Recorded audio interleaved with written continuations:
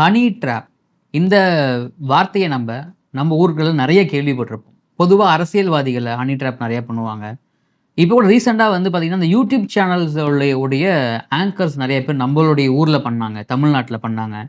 இந்த மாதிரி அவங்க தேவைக்கு ஏற்ப மாதிரி இந்த ஹனி ட்ராப் பண்ணி அவங்களுடைய விஷயங்களை பிளாக்மெயில் பண்ணி அதை வந்து த்ரெட்டன் பண்ணுவாங்க. இந்த செய்திகள் நம்ம நிறைய கேள்விப்பட்டிருக்கோம். பட் முதல் முறையாக தாய்லாந்தில் ஒரு பெண் மிஸ் ஹோல்ப் அப்படின்னு அங்கே இருக்க ஊடகங்கள் அழைக்கப்படுறாங்க. புத்த மத துறவிகளை ஹனி ட்ராப் பண்ணியிருக்காங்க. என்ன காரணம்? யார் அந்த பெண்? எவ்வளோ மோசடி பண்ணியிருக்காங்க? இதுக்கெல்லாம் பின்னாடி மிகப்பெரிய காரணம் இருக்குது. அதை வீடியோவில் கண்டிப்பாக சொல்கிறேன். நான் வீடியோ ஸ்கிப் பண்ண ஃபுல்லாக பாருங்கள். Welcome to the channel. நானும் விஷால் சரவணன். வாங்க வீடியோவில் போகலாம். டெய்லி அப்டேட்ஸ், டெய்லி வீடியோஸ்க்கு மறக்காம நம்ம சேனலை சப்ஸ்கிரைப் பண்ணி பெல் ஐக்கானை கிளிக் பண்ணிக்கோங்க. இந்த ஹனி ட்ராப் அப்படிங்கிற விஷயம் பார்த்தீங்கன்னா, அது வந்து ஒரு அந்த காலத்துலேருந்தே இருக்குது. அவங்க அந்த டெக்னாலஜிஸ் இம்ப்ரூவ் இப்போ எப்படி ஆயிடுச்சுன்னா அந்த ஹனி ட்ராப் அப்படிங்கிறது ஈஸியாக ஒருத்தவங்களை ஏமாற்றிடலாம். முக்கியமாக இந்த social media, artificial intelligent AI அப்படின்னு சொல்கிறது, இந்த மூலியமாக ஒருத்தரை ஈஸியாக ஏமாற்ற முடியும் அப்படிங்கிற விஷயம் வந்து இப்போ இந்த காலத்தில் நம்ம நிறைய செய்திகளை பார்த்துக்கிட்டு இருக்கோம், படிச்சுட்டு இருக்கோம். இந்த மாதிரி பல்வேறு காலகட்டங்கள் ஆகிட்டே இருந்தாலுமே தாய்லாந்தில் ஒரு மிகப்பெரிய மோசடி ஒன்று நடந்திருக்கு. அது வந்து பல பேர் கொண்ட மோசடி கிடையாது. ஒரே ஒரு பெண், இந்த ஒரு பெண் ஒட்டுமொத்த தாய்லாந்து மட்டும் கிடையாது, உலகத்திலே டாப் நியூஸாக ஆட்டி படைச்சிட்டு இருக்காங்க. அப்படி அவங்க பண்ண விஷயம்தான் மிகப்பெரிய காரியமாக இருக்குது. தாய்லாந்து ஊடகங்கள் அவங்கள வந்து மிஸ் ஹோல்ப் அப்படின்னு அழைக்கிறாங்க. அது மட்டும் இல்லாமல் புத்த மத துறவிகள் இவங்க வந்து பார்த்திங்கன்னா ஒரு ஞானிகள் மாதிரி நம்மளுடைய ஊரை சொல்ல போனோம் அப்படின்னா, அதாவது இன்பம் துன்பம் இது எல்லாத்தையுமே கடந்து தனிப்பட்ட வாழ்க்கையும் கடந்து தன்னை ஒரு துறவியை அனுபவித்து அவங்க வாழ்க்கையில் வந்து எந்தவித சக மனிதன் அனுபவிக்கிற எந்த ஒரு விஷயத்தையுமே அவங்க கடந்து அதை வந்து இருப்பாங்க. அவங்க தான் துறவிகள் அப்படின்னு சொல்லுவாங்க. அந்த துறவிகளை டார்கெட் பண்ணி ஒரு பெண் மிகப்பெரிய மோசடி பண்ணியிருக்காங்க. ஆக்சுவலாக வந்து பார்த்திங்கன்னா இவங்க என்ன பண்ணியிருக்காங்கன்னா, நெருக்கமாக இருந்திருக்காங்க. துறவிகளோடு நெருக்கமாக இருந்து அந்த நெருக்கமாக இருக்கிற விஷயத்தை வந்து வீடியோவோ ஃபோட்டோஸாக எடுத்து அதன் மூலயமாக பிளாக்மெயில் பண்ணியிருந்திருக்காங்க. இதில் பார்த்தீங்கன்னா இளைய துறவிகள் மட்டும் இல்லாமல் மூத்த துறவிகள் நிறைய பேர் இந்த பணியிலேருந்து நீக்கம் பண்ணியிருந்திருக்காங்க.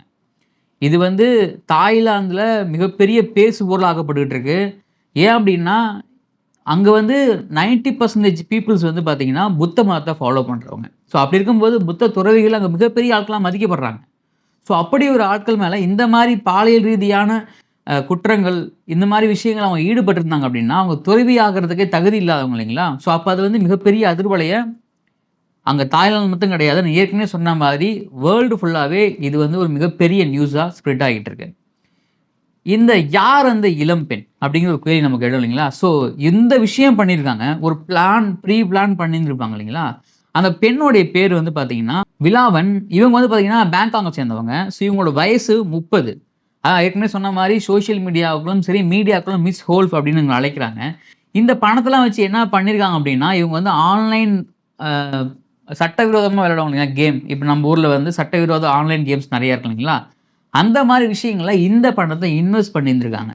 அங்கேருந்து அவங்கள பிளாக்மெயில் பண்ணி லட்சமாக கோடியாக வாங்கின பணங்கள் எல்லாத்தையுமே இவங்க வந்து இது மூலயமா, அதாவது ஆன்லைன் சூதாட்டங்கள் மூலயமாக இன்வெஸ்ட் பண்ணியிருக்காங்க. சட்ட ரீதி, அதாவது இல்லீகலான ஆன்லைன் சூதாட்டங்கள். ஓகே, இந்த மோசடி வந்து எப்படி வந்து அவங்க செஞ்சாங்க? இது வந்து என்ன மாதிரி ஒரு மோசடி செஞ்சாங்க அப்படின்னு பார்த்தீங்கன்னா, இப்போ புத்த துறவிகள் இருப்பாங்க. ஸோ அவங்கள வந்து எப்படி கனெக்ட் பண்ண முடியும்? Social media. நான் ஏற்கனவே சொன்ன மாதிரி சோஷியல் மீடியாங்கிறது மிகப்பெரிய ஒரு பிளாட்ஃபார்ம். இது நல்லதுக்கும் பயன்படுத்தலாம், கெட்டதுக்கும் பயன்படுத்தலாம். இந்த பெண் சோஷியல் மீடியாவை தன்னுடைய வலையில் விழ வைக்கிறதுக்காக பயன்படுத்தியிருக்காங்க. இப்போ எல்லாருமே சோஷியல் மீடியாவில் இருக்காங்க. அது துறவிகளாக இருந்தாலுமே சரி, நார்மல் மனிதர்கள் இருந்தாலும் சரி, சோஷியல் மீடியா வந்து மிகப்பெரிய பிளாட்ஃபார்ம் ஆகிடுச்சு. சோஷியல் மீடியா மூலயமா அவங்களை கனெக்ட் பண்ணி அவங்களோட வந்து பார்த்திங்கன்னா ஆசையாக பேசி அது வந்து கிட்ட நெருங்கி, அது மட்டும் இல்லாமல் ரிலேஷன்ஷிப்பை பில்ட் பண்ணுற விஷயங்கள். இந்த ரிலேஷன்ஷிப் வந்து பார்த்திங்கன்னா ஒரு லாங் டேர்முக்கு இருந்திருக்கு. ஷார்ட் டேர்மாக இல்லாமல் ஒரு லாங் டேர்மாக இருந்திருக்கு. அது மாதிரி பில்ட் பண்ணி தான் ஒவ்வொருத்தவங்களையும் இவங்க பிளாக்மெயில் பண்ணியிருந்திருக்காங்க. இந்த விஷயத்தில் வந்து பார்த்திங்கன்னா போலீஸார் அந்த பெண்ணுடைய வீட்டை ரைடு பண்ணியிருந்திருக்காங்க. ரைடு பண்ணும்போது கிடைச்சது தான் மிகப்பெரிய ஆச்சரியமான விஷயமா பார்க்கப்படுது. 1 இல்லை 2 இல்லைங்க, 80,000 ஆபாச வீடியோக்கள். ஒரு வீடியோ 2 வீடியோ கிடையாது, 80,000 ஆபாச வீடியோக்கள் மற்றும் புகைப்படங்கள். இவங்க வந்து பார்த்தீங்கன்னா, அங்க இருக்கக்கூடிய துறவிகள்ல 9க்கும் மேற்பட்ட துறவிகளோடு உடலுறவுல இருந்திருக்காங்க. டைரக்ட் பிசிக்கல் இன்டராக்ஷன்ல இருந்திருக்காங்க. அது மட்டும் இல்லாம நெறைய பேரோட நெருக்கமா இருந்து ஏமாத்தியிருக்காங்க. அது வேற விஷயம். 9 துறவிகளோட வந்து பார்த்தீங்கன்னா, உடலுறவுல இருந்திருக்காங்க. இது எல்லாமே போலீஸ் வந்து அவங்களுடைய வீட்ட சோதனை பண்ணும்போது கண்டுபிடிச்சது. புத்த மத துறவிகள் இவங்களுடைய எப்படி சொல்றாங்கன்னா, இது ஃபர்ஸ்ட் டைமா? அங்க வந்து துறவிகள வந்து இந்த மாரி விஷயங்கள பண்றது ஃபர்ஸ்ட் டைமான்னு கேட்டா, அப்படி கிடையாது. ஏன்னா வந்து பார்த்தீங்கன்னா, இளைய துறவிகள் இருக்காங்க இல்லைங்களா? அவங்க வந்து அப்பக்கப்ப இந்த மாரி விஷயங்கள்ல வந்து மாட்டி இது பிரச்சனையாவறது வழக்கமா தான் இருந்திருக்கு. ஆனா இங்க பிரச்சனையே அனுபவம் வாய்ந்த துறவிகள். இவங்களுடைய அதுல ஒரு சில பேர் மாட்டியிருக்காங்க. அவங்கள வந்து துறவிகள் நீக்கவும் பண்ணியிருந்திருக்காங்க. அப்போ அனுபவம் வாய்ந்த துறவிகளே பண்ணாங்க அப்படின்னா, அது அப்ப எவ்வளோ பெரிய நியூஸா இருக்கும். இப்ப நம்ம ஒரு விஷயம் பண்றோம். அந்த விஷயத்துல வந்து ஒரு குரூப் ஆஃப் பீப்பிள்ஸ் இருக்காங்க. ஜூனியர் தப்பு பண்ணா அவன் ஜூனியர் தான். அவன் அவன் தப்பு ஈஸியா பண்ணுவான். பட் சீனியர் பண்ணாங்கன்னா, ஏன்னா நீங்க ஆல்ரெடி அந்த ஃபீல்ட்ல வந்து பயங்கரமான சீனியர். ஸோ அப்படி இருக்கும்போது நீங்க அந்த தப்பு பண்ணும்போது தான் அந்த தப்போடைய வீரியம் அங்க மிகப்பெரிய விஷயமா பார்க்கப்பட்டிருக்கு. எவ்வளவு ஊழல் பண்ணியிருக்காங்க. ஏற்கனவே சொன்ன மாதிரி ரூ. 100,00,00,000 ஊழல். எக்ஸாக்ட்டா சொல்லணும்னா ரூ. 102,00,00,000 ஊழல். இவங்களுடைய ஆபாச வீடியோக்களையும், ஆபாச புகைப்படங்களும் வச்சு, அவங்க கிட்ட நம்ம புத்த மத துறவிகள் வந்து பார்த்தீங்கன்னா, ரூ. 102,00,00,000 இந்திய மதிப்பின்படி ஊழல் பண்ணியிருந்திருக்காங்க. அந்த நாட்டோடைய மதிப்பின்படி பார்த்தீங்கன்னா, 385 மில்லியன் பாட் அப்படி சொல்லலாம் அத. இது எப்படி கண்டுபிடிச்சாங்க? இந்த விஷயத்த வந்து கண்டுபிடிச்சதுக்கான ஒரு தொடக்க புள்ளின்னு ஒண்ணு இருக்கும் இல்லைங்களா? அந்த தொடக்க புள்ளி என்ன இந்த விஷயத்துக்கு? இந்த தொடக்க புள்ளியே பார்த்தீங்கன்னா, ஒரு கொஞ்ச நாட்களுக்கு முன்னாடி ஒரு துறவி வந்து பார்த்தீங்கன்னா, காணாம போயிருக்காரு திடீர்னு. யார்கிட்டயும் எந்த விஷயமும் சொல்லாம காணாம போயிருக்காரு. அது வந்து மிகப்பெரிய ஒரு நியூஸ் ஆக்கப்பட்டிருக்கு. அப்போ காணாம போன துறவிய கண்டுபிடிச்சு போலீஸ் நடத்திய விசாரணை தான் இங்க மிகப்பெரிய ஒரு விஷயமா மாறியிருக்கு. அப்ப அந்த துறவிய காணாம போனாங்க இல்லைங்களா? அவங்கள வந்து போலீஸ் கண்டுபிடிக்க ஆரம்பிச்சிருக்காங்க. கண்டுபிடிச்ச உடனே அவங்கள விசாரணை பண்ணும்போது தான் தெரிஞ்சிருக்கு. என்ன ஒரு பெண் பிளாக்மெயில் பண்றாங்க. என்னோட பிளாக்மெயில் பண்ணி என்கிட்ட நெறைய பணங்கள் மோசடி பண்ணியிருக்காங்க.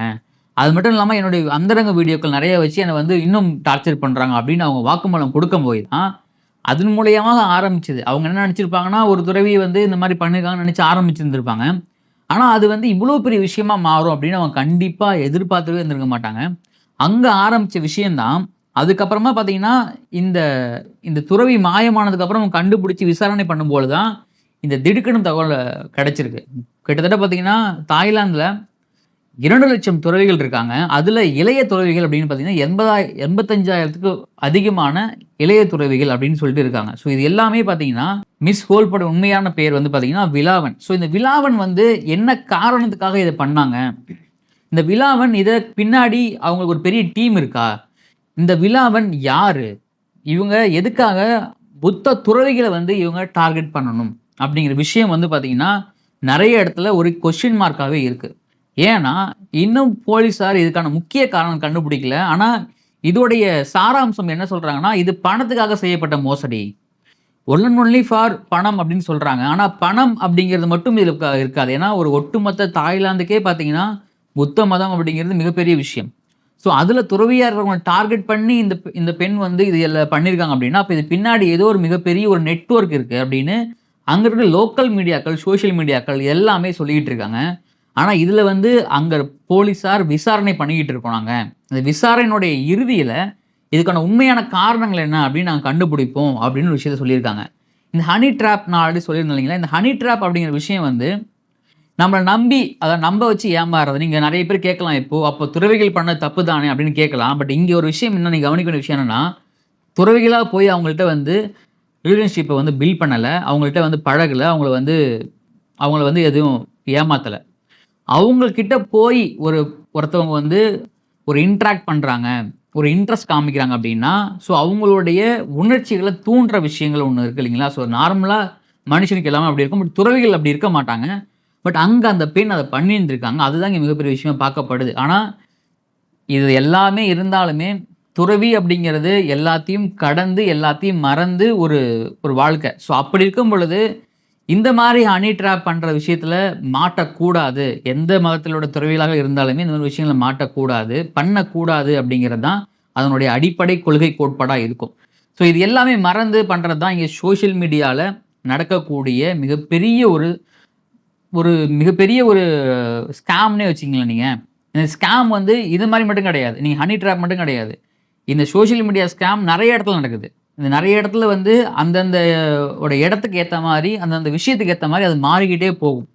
அப்போ இந்த தாய்லாந்துல நடந்த இந்த ஸ்கேம், இந்த மோசடி வந்து பார்த்தீங்கன்னா, ஒரே ஒரு பெண் ஒட்டுமொத்தமா தாய்லாந்தே அலற விட்டுருக்காங்க அப்படிங்கிறது உலக நியூஸ் இது. ஆனா, அந்த பெண் பின்னாடி யார் இருக்காங்க அப்படிங்கிறது தான் இங்க கேள்வி. ஸோ, இத வந்து கண்டிப்பா பின்வரும் காலங்கள்ல விசாரணை பண்ணி, அதுக்கான உண்மையான காரணங்கள கண்டிப்பா வெளியிடுவாங்கன்னு நம்ம நம்புவோம். ஸோ, இந்த மாரி விஷயங்கள், இந்த மாரி செய்திகள், உலகத்துல நடக்கக்கூடிய முக்கியமான நிகழ்வுகள நீங்க டெய்லி வீடியோஸா, அதுவும் ஷார்ட்ஸ் அண்ட் ஸ்வீட்டா பார்க்கணும்னு நெனச்சீங்கன்னா, நீங்க மறக்காம நம்ம சேனல சப்ஸ்கிரைப் பண்ணி, ஒரு பெல் ஐகான கிளிக் பண்ணிக்கங்க. அப்பதான் நோட்டிஃபிகேஷன் உங்களுக்கு கன்ஃபார்ம் வந்துகிட்டே இருக்கும். இத பத்தி கருத்துக்கள கமெண்ட்ல பதிவு பண்ணுங்க. இதுல யாரு மேல தப்பு அப்படிங்கிற உங்களுடைய கருத்துக்கள நீங்க தாராளமா கமெண்ட்ல பதிவு பண்ணலாம். அதுல எந்தவித ரெஸ்ட்ரிக்ஷனும் கிடையாது. உங்களுடைய கருத்துக்கள கண்ணியமான முறையில பதிவு பண்ணுங்க. மத்தவங்க படிக்கிற மாரி இருந்தா ரொம்ப இன்னும் நல்லாவும் இருக்கும். இந்த வீடியோ புடிச்சிருந்தா ஷேர் பண்ணுங்க. மறக்காம லைக் ஒண்ணு பண்ணிடுங்க.